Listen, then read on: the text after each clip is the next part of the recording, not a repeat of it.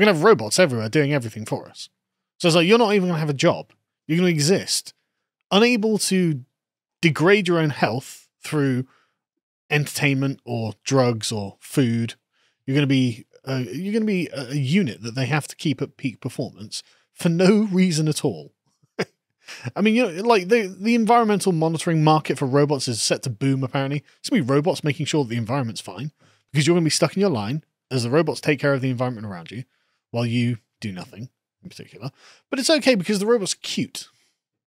Cute robots taking over. That's all right, isn't it? Everyone loves cute robots. You scroll down just so you can see the picture. Look at those little things.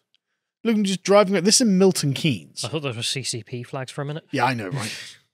Right, this is how the BBC tells us, right? And what I hate about this is that people are just like, yeah, this is fine, right? It's a fiercely hot afternoon in Milton Keynes, and I'm chasing small orange flags that waggles above a line of low garden walls. The flag is attached to a white robot with 6 wheels, and I'm relieved that it's slowing down to a halt. Christine Bonifacio, foreigner in Milton Keynes, has just extracted a large chocolate bar from the robot that was rolled up to her home. She's in a hurry and has to dash back indoors for a work Zoom call.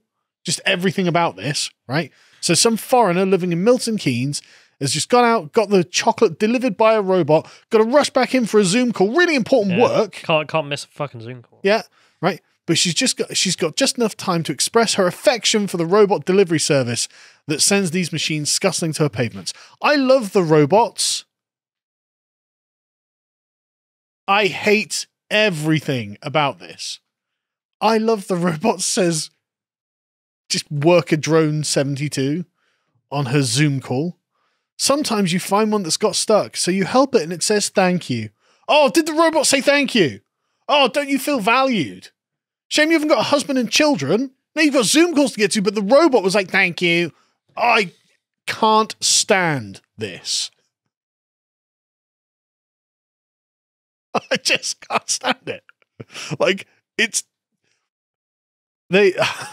so they're talking to her again. She's like, the Starship team, this is a company called Starship, right? I've gone about it the right way, understanding how we'll make sure it's not scary, but cute. Oh, wow, they made the cute robot. Oh, that's brilliant, right? They seem to think it will be more about the design that is more likely to succeed. Quotes, they caught my attention. They're so quirky and original. Oh, well, it's Rousseau's trap there, isn't it?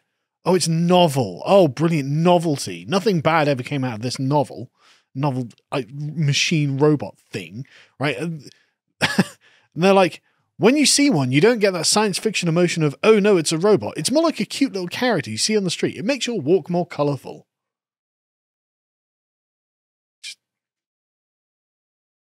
Anyway, let's go on to more adorable robots, like miniature combat dogs. Look at this little guy with an RPG. I kind of like it. It's so cute. Yeah, it is. Yeah, I know. This is how they're going to get you. They've succeeded, I'm not saying. Exactly, they have succeeded. An RPG on him. I could just imagine like the community online that are obsessed with military technology and wars and stuff are just like, oh, look at the little puppy shoot the tank. Oh, all the dead Russians. That is exactly what this is. I can see the post already. This is exactly what this is going to be. It's like, I hear it. I prefer the delivery robots. But just, I don't know. I mean, is it more embarrassing to have a bunch of hunky Americans come down, mess everything up, and destroy your country and take over, or just a bunch of little robots? Bunch of little robot dogs. I don't know. Just like the screeching kawaii as they kill Erdogan on live TV. Right. I mean, at least you know it's not a fair fight. Like we've lost. Like, what about robot spiders? Reanimated robot spiders. Yeah, that's gross. Go to the next one, John. For some reason. Yeah. Some bored scientists were like, we've invented necrobiotics. What's that? Well, we found a dead spider, pumped it full of fluid, and now we can use it as a crane. It's like, you're disgusting. These scientists need defunding. I think there's a video if you scroll down. I don't know. They're a pretty good idea for making spies. What? It's disgusting. Well, they made a bunch of robot spies a while back that you could get. Like, it was really good. Like, little tiny insect spies, yeah. Oh, geckos and stuff, just listening into conversations, and no one would bother them. If you could do it with little spiders, I mean, that would be... Which you can, but again, just why? Why would you want to? Anyway, this is all being, this is just ridiculous nonsense. Just right? Chat's like target locked, ooh. The robot dog is likely, but the mind reading combat jet is a thing that already exists. Well, actually, no, it's being developed, sorry, by BAE Systems, Rolls-Royce, and European Missiles Group, and a bunch of others, which will feature an AI tool to assist the human pilot when they're overwhelmed or under stress. It's like, soon we won't have human pilots, and they'll be connected. If we do, they'll be connected with brain chips, which is just awful, right? Sensors in the pilot's helmet will monitor brain signals and other medical data, and they will amass huge biometric and psychometric information. Brilliant. So they can kill more effectively. But it gets worse, actually, because, of course, with all of this biometric detail and information, you realize that every single person is completely unique, right? And so you could identify, with all of this information you've got, an individual, and then you could create a bioweapon that targeted only them. So you could blanket an entire city with a particular kind of bioweapon, and only one person would die, the guy you wanted to. Let's watch this next video. So to be clear, I think one of the things we're talking about here is that there are now weapons under development and developed that are designed to target specific people. Right, that's what this is, where you can actually take someone's DNA, take their medical profile, and you can target a biological weapon that will kill that person or take them off the battlefield or make them inoperable. So you can't have a discussion about this without talking about privacy and commercial data, and the protection of commercial data, because expectations of privacy have degraded over the last 20 years. Young folks actually have very little expectation of privacy. That's what the polling and the data show. And people will very rapidly spit into a cup and send it into 23andMe and get really interesting data about their background. And guess what? Their DNA is now owned by a private company and can be sold off with very little intellectual property protection or privacy protection. And we don't have legal and regulatory regimes to deal with that. So we have to have an open and public discussion, and this is going to have to be a political discussion about what does the protection of healthcare information, DNA information, and your data look like, because that data is actually going to be procured and collected by our adversaries for the development of these systems. I mean, what's going to stop the Chinese government from just developing some sort of gas or whatever, some biometric gas? Well, the Americans are allergic to peanuts. Release the peanuts. That just doesn't target ethnically Chinese people. As in, we will just cleanse the earth of the non-Chinese. And, I mean, if anyone's going to do it, maybe the CCP would do it. They'd probably try it out in Xinjiang first. I mean, this is a very Maoist view, isn't it? We'll kill half the world, but at least the remaining half will be socialist. Yeah. That's literally one of his quotes. So it's just like, okay, brilliant. At least half the world will be Anglo. This is this is all coming together for the tyrannical dystopia. Right, but again, let's talk about the AI. So the AI is going to be given control of weapons. Great. And it's self-replicating. I mean, this was from 2017, but I only saw it the other day, where it turns out that Google's Google Brain started just making its own children to deal with other tasks. I was like, right, okay. It's lazy. No, it's efficient. But it's also... I can't be bothered to do this. No, it's about efficiency. No, is it because Bender does this in Futurama? Yes. Like, he makes two of himself. It's like, you guys do my tasks. I can't be bothered. This does raise some concerns, they say, so the World Economic Forum. For instance, what's to prevent the parent from passing down unwanted biases to the child? Oh, that's right, biased AI was the concern. Not self-replicating AI that creates new AIs to solve problems that you didn't even know it was going to do. What if that was racist? I don't mind Skynet, but a racist Skynet, yeah, exactly. Not on my watch. That's exactly their argument. This election.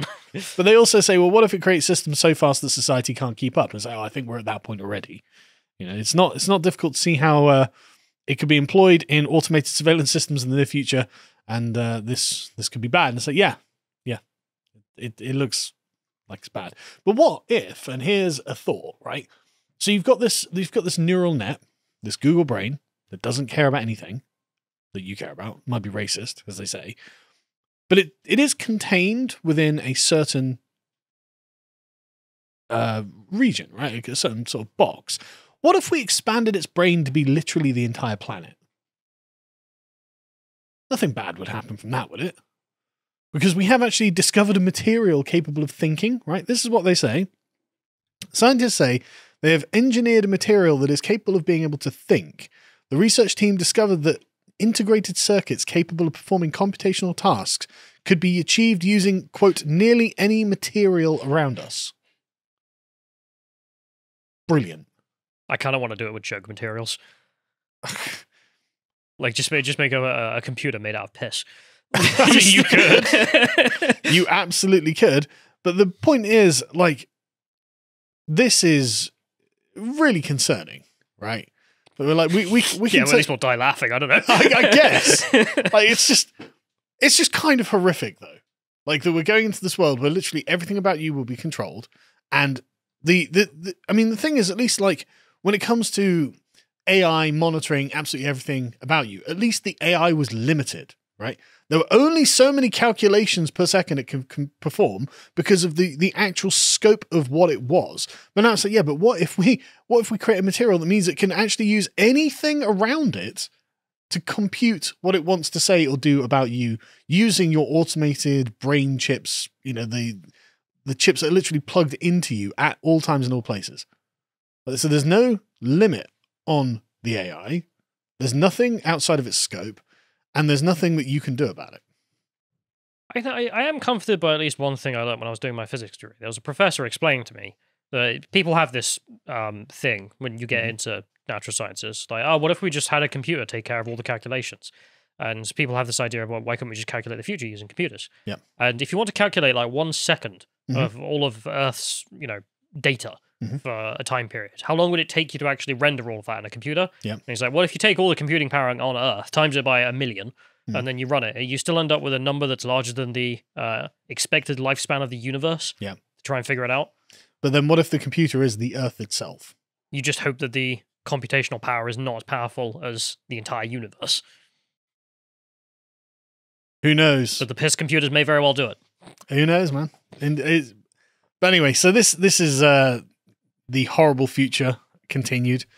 To watch the full video, please become a premium member at lotuseaters.com.